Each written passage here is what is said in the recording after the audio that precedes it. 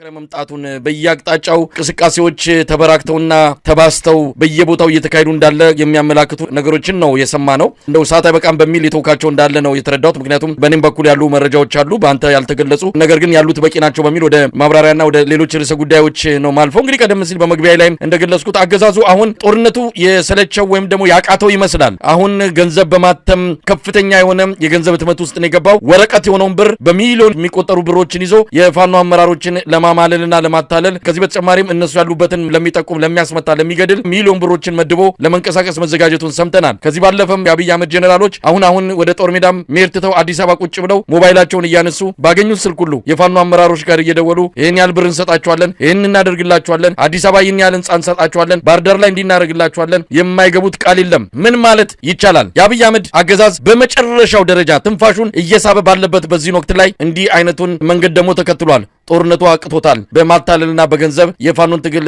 አዳክማለሁ ብሎ ተነስተዋል። እንዲህ አይነቱ ነገር ወዴት እያመራ ሊሄድ እንደሚችል በግልጽ እየታወቀ ነው። ባንዳ የሆኑ ዝም ብሎ ተግበስብሰው የፋኖ ትግል ውስጥ እጃቸውን ያስገቡ በሙሉ አሁን የመጨረሻው ሰዓት የአንድነቱ ጉዳይ እውን መሆኑን ሲያውቁ እየወጡ ይገኛሉ። ስለዚህ የፋኖ ትግል አንደኛው ምዕራፍ አጠናቆ ሁለተኛውን ተሻግሮ ምናልባትም የመጨረሻውን የድል ደውል ከሚደውልበት ምዕራፍ ላይ ተጠጋ ይመስላልና አገዛዙ ገንዘብ ይዞ መጥቷል። ጥይቱን ትቶ ገንዘቡን ይዞ የመጣ መሆኑን የተረዳ ነው። ያውም የታተመ ወረቀት የሆነ ገንዘብ ምን ማለት ይቻላል? መሳይ ገና ሲጀመር የዛሬ 3 ዓመት እኮ አብይ አለቃችን ወይ 15 ቀን ብቻ ይሰጠን እንጂ በውጊያ ብትንቱን አወጣዋለሁ ብሎ የዘመተው ብርሃኑ ጁላ፣ ከብርሃኑ ጁላ እስከ አበባው ታደሰ፣ ከብርሃኑ በቀለ እስከ መሐመድ ተሰማ፣ ሌሎችም ጀነራሎች ወደ አማራ ክልል ሲገቡ የአማራ ክልልን ህዝብና የፋኖ ኃይሎችን የልብ ጥንካሬ አልተመለከቱትም ነበር። እነሱ የመሰላቸው እጃቸው ላይ ይሄን ምንም የለምና ቁመ ጠብቀኝ ብረት ብቻ ነው ያላቸው። ምናልባትም በጣት የሚቆጠር ክላሽ ብቻ ነው በእጃቸው ተቆጣጥረው የሚገኙትና ሳይቃጠል በቅጠል ጉልበታቸው ሳይጠነክር 15 ቀን ይሰጠን እንጂ ሂደን ብትንትናቸው እናወጣዋለን ብለው በዛቱበት መሰረት 15 ቀን አይደለም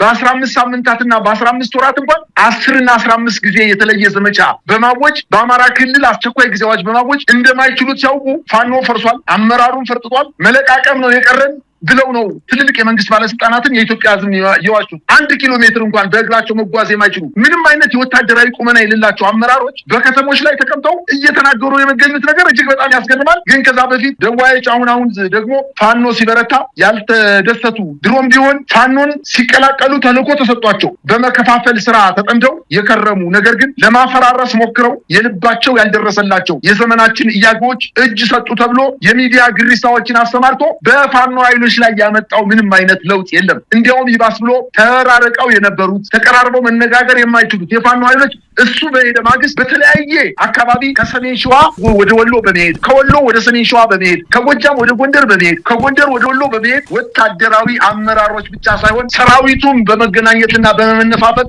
አንድነታቸውን ያበሰሩበት ሂደት እንዳየን ለአማራ ህዝብ ትልቅ ብስራት እንዳበሰሩት ታውቋል። ዛሬ እነዚህ ኃይሎች በየትኛውም አቅጣጫ ተንቀሳቅሰው ለአማራ ህዝብ ደንታ የሌላቸው ምንም አይነት ግድ የሌላቸው ወታደራዊ አመራሮች ዛሬ አንዳንዶቹ በባህር ዳር በትልልቅ ሆቴሎች ተቀምጠው፣ አንዳንዶቹ በኮምቦልቻ ትልልቅ ሆቴሎች ተቀምጠው፣ አብዛኞቹ ደግሞ በአዲስ አበባ ከተማ ተቀምጠው ጀነራሎቹ ስልክ እየደወሉ በ15 ቀን በመሳሪያ እንመትነዋለን፣ ሱሪውን እናስፈተዋለን፣ ትጥቁንም እንቀመዋለን፣ ይዘንም ለጌታችን ለአብይ እናስረክባለን ብለው ዝተው የሄዱት ዛሬ ጎማቸው ተንፍሶ ስልክ እየደወሉ እባካችሁ የምትፈልጉትን እንሰጣችኋለን፣ ከርታችሁ ነው እንጂ እኛ ማናደርግላችሁ ነገር የለም፣ ስትፈልጉ ገንዘብ፣ ስትፈልጉ መሬት፣ ስትፈልጉ ስልጣን። የፋኖ ኃይሎች ግን ይህን አይደለም አጣው ወደ ጫካ የገቡት በዋነኝነት የአማራ ህዝብ በሰላም መኖር አልቻለም፣ ተገደለ፣ ተሰቃየ፣ ራሱ በገነባት ዋና ከተማ እንዳይገባ ተከለከለ፣ ሕክምና ማዕከላት ወደሙ፣ ትምህርት ቤቶች ተዘጉ፣ የእናቶች መቀነት እየተፈታ በወታደር ተዘረፈ፣ አብያተ ክርስቲያናት ተቃጠሉ፣ መስጊዶች ተቃጠሉ፣ የእምነት አባቶች በጥፊ ተመቱ፣ በግጫ ተመቱ፣ በጅምላ ተገደሉ፣ ተቀበሩ። ይህንን መንግስት ማስቆም ባለመቻሉ አገርን ልኩን የሚያውቅ መሪ፣ የአገርን ክብር ልክ የሚያውቅ መሪ እስኪመጣ ድረስ ይህን ስርዓት እስከ መጨረሻው እንታገለዋለን ብለው ጫካ ገቡ። አላማቸውን ያልተረዳው የብልጽግና ጀነራሎች ግን በሆቴሎች ቁጭ ብለው ምናልባትም በሞቅታ ሆነው ጅንም ውስኪም ኩርባይዘርም እየጠጡ ሞቅ ሲላቸው ስልክ እያፈላለጉ እየደወሉ ግቡልን እያሉ እየደመኑ ነው። እንግዲህ የመሪ ልዩነት ስላላቸው እነሱም አይገቡም፣ እነዚህኛዎችም ከመደወል ወደኋላ አይወዝኑም። መጨረሻ የቀራቸው ጥይት እሱ ብቻ ነው። ከእንግዲህ በኋላ በወታደር ኃይል እንደማያሸንፉት አውቀዋል።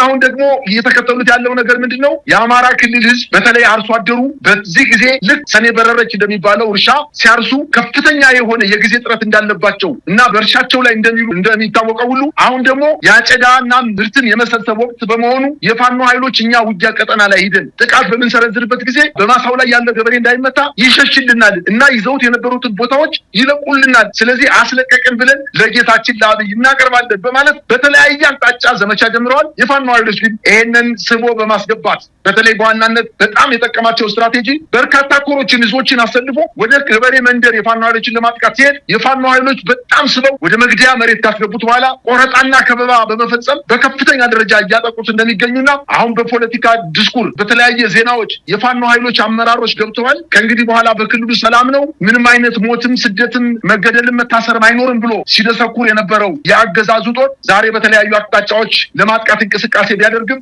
እየተመታ እየተመለሰ እንደሆነ ነው መረጃዎች እያመላከቱ ያለው። መሳይ በአሁን ሰዓት አጠቃላይ የትግሉ ሁኔታ ያገዛዙ ቁመና የሚችለውን ሁሉ አደረገ። በ15 ቀን ብሎ ገባ፣ አልቻለም። 2 ዓመት ተኩል ቆየ።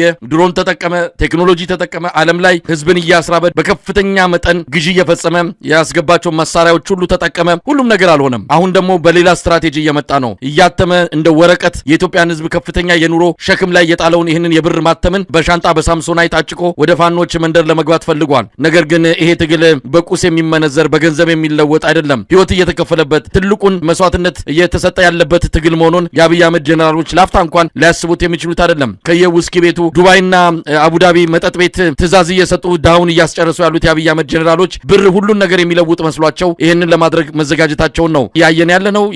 ያስገዱት ሁሉ ከቴሌቪዥን ግርግርና የተወሰኑ የብልጽግናው መንደር ካድሬዎችን ከማስቦረቅ ያለፈ አንዳችም ጥቅም ሳያገኝ በሁሉ ነገር ኪሳራ ሆኖባቸው እየተጠናቀቀ የሚገኝ ሁኔታ ውስጥ ያለ ነው። እንደው ምን ልንጠብቅ እንችላለን? እንግዲህ ፋኖች ወደ አንድነት እየመጡ ነው። የአብይ አህመድ አገዛዝ በፍጥነት እየፈራረሰ ነው። ይህንን በተለያየ መልኩ መግለጽ ይቻላል። ምናልባት ቴሌቪዥኑ ላይ አብይ አህመድ ዲስኩር ስላልጠፋ የሱ አመራሮችና አንዳንድ ባለስልጣናት ስለታዩ እንዲሁ በዝምታ ህብረተሰቡ ነገሮችን በትዕግስትና በተለያየ መልኩ እያለፈ በመሆኑ መንግስት ያለ ሊመስል ይችላል እንጂ በመሰረታዊ ሁኔታ የአብይ አህመድ አገዛዝ እየፈራረሰ ወደ መቃብሩ እየተጓዘ መሆኑን ብዙ አስረጂ ነገሮችን በመጥቀስ መግለጽ የሚቻል ጉዳይ ነው። እንደዛ አካባቢ ነው ያላችሁት። የፋኖ ትግልም እየቀረበ ነው፣ ውስጡም እየተቦረበረ ነው። አጠቃላይ ሁኔታውን በመረዳት የሚታየው የኢኮኖሚ ቀውስ፣ የማህበራዊ ሁሉንም ነገር ድምር ውጤቱን ስናየው ነገ ከነጎዲያ ሀገሪቱ ለውጥ እያሸተተች አንዳች መንግስታዊ የስርዓት ለውጥ ሊከሰትባት የሚችልበት ጊዜ ሩቅ እንደማይሆን የተረዳንበትን ሁኔታዎች ነው እያየን ያለ ነው። ከዚህ አንጻር ምን ማለት ይቻላል? መሳይ የተበደለው የኢትዮጵያ ህዝብ እኮ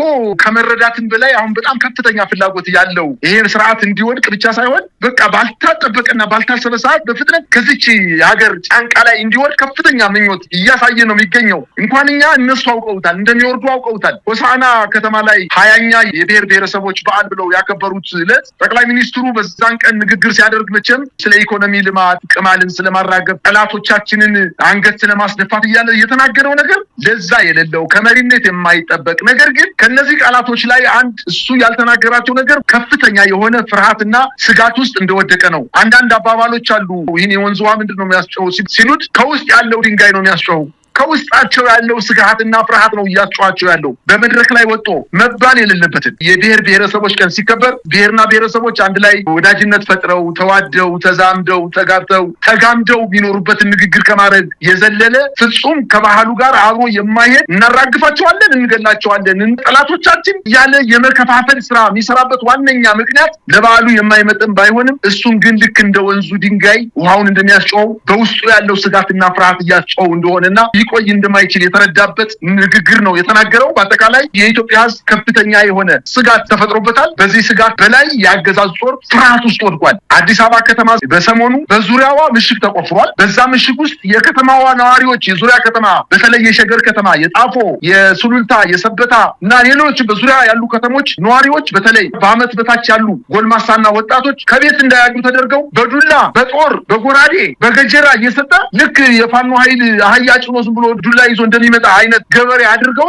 ምሽግ ቆፍረው በአዲስ አበባ ከተማን እየጠበቁ እንደሚገኙና እያንዳንዱን ችግር ለ10 ጊዜ የሚሆን ለ15 ጊዜ ያንን ችግር ለመፍታት አንድ ብቻ መንገድ እየተከተለ ያለ ስርዓት መቼም ራሱን ያድናል የሚል እምነት የለኝም። ምናልባትም እንደው የጠቅላይ ሚኒስትሩን ንግግር ከብዙ ሀገሮች መሪዎች ጋር ስታነጻጽረው የሊቢያው መሪ ትሪፖሊ ከተማ የአማጺ ኃይሎች ገብተው ውጊያ እያደረጉ ከሆነ ህንፃ ስር ውስጥ ራሱን ደብቆ ከላይ ካናቱ ላይ ደግሞ በተለያየ ከባድ መሳሪያ እንዳይመቱት ከ8 ዓመት በታች ያሉ ያሉ ህጻናትን በመቶዎች የሚቆጠሩ ህጻናትን ከላይ አድርጎ እነዚህ ኮክሮቾች እያለ በረሮች እያለ ሲሳደብ ግን ሳምንት አልቆየም። በፈረንጆች አቆጣጠር 2011 ዓ.ም እንደዛ አይነት ንግግር አድርጎ 2 ሳምንትና 1 ሳምንት እንኳን ሳይቆይ እንግዲህ የት ወድቆ እንደተገኘ ቆሻሻ ገንዳ ውስጥ ነው ተመቶ የተገኘው። የዚህ ሰውዬ ጣፈንታ